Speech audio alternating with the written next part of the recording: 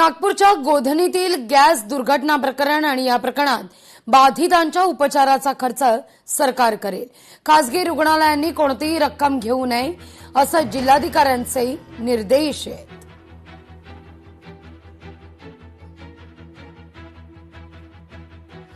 अधिक माहिती घेऊया आपले प्रतिनिधी ज्ञानेश्वर पवार यांच्याकडून। ज्ञानेश्वर, जिल्हाधिकाऱ्यांनी आता मात्र बाधितांचा खर्च राज्य सरकार करेल असं सांगितलेलं आहे।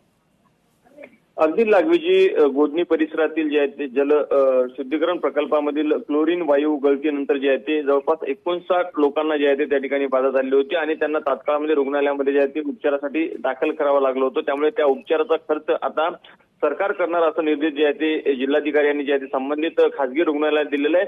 नागपूरमधील 2 ते 3 खासगी रुग्णालयामध्ये या संपूर्ण जे बाधित झालेले रुग्ण होते त्यांच्यावरती उपचार सुरू आहे, ज्यापैकी 2 ते 3 जणांची प्रकृती अजूनही गंभीर आहे। त्यामुळे मुख्यमंत्री देवेंद्र फडणवीस असतील आणि पालकमंत्री चंद्रशेखर बावनकुळे यांनी जिल्हाधिकाऱ्यांना निर्देश दिल्यानंतर थेट जिल्हाधिकाऱ्यांनी जे आहे ते रुग्णालयामध्ये जाऊन या रुग्णांची भेट घेत आणि संबंधित डॉक्टरांशी चर्चा करून त्यांना जे आहे ते संपूर्ण खर्चाचा सरकार देणार अशा पद्धतीचं आश्वासित केलेलं आहे। लागवीजी, अगदी धन्यवाद तुम्ही दिलेल्या एकूणच या माहिती करता।